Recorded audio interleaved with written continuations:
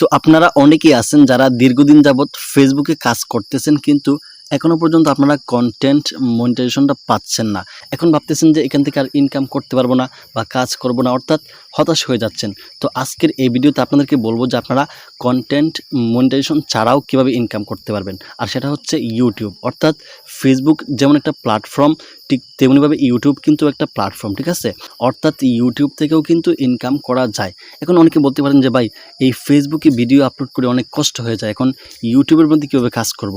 অর্থাৎ অনেকেই প্যারেশান হয়ে যান যে ইউটিউবের জন্য আলাদাভাবে ভিডিও তৈরি করতে হবে। আসলে ভাই বিষয়টা এমন নয়। অর্থাৎ আপনারা আপনাদের ফেসবুক প্রোফাইল বা ফেসবুক পেজের মধ্যে যে ভিডিওটা আপলোড করতেছেন, সেম ভিডিওটা কিন্তু আপনারা চাইলে ইউটিউবের মধ্যে আপলোড করতে পারেন, ঠিক আছে? অর্থাৎ ফেসবুক একটা প্ল্যাটফর্ম আর ইউটিউব কিন্তু আরেকটা প্ল্যাটফর্ম।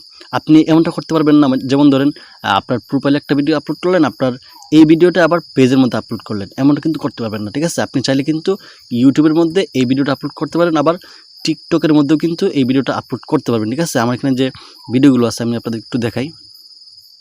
এই যে শর্টস আছে দেখুন, আমি এখানে যে ভিডিওগুলো আপলোড করছি আমার পেজে কিন্তু সেম টু সেম ভিডিওগুলো, ঠিক আছে?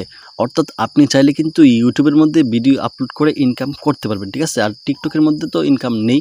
এই জন্য বলতেছি যে আপনারা কিন্তু কন্টেন্ট মনিটাইজেশন ছাড়াও এই ইউটিউব থেকে কিন্তু ইনকাম করতে পারবেন, ঠিক আছে? তো ভিডিওটা দেখে যদি একটু উপকৃত হয়ে থাকেন তাহলে অবশ্যই শেয়ার করে অন্যদেরকেও উপকার করার চেষ্টা করবেন ইনশাল্লাহ।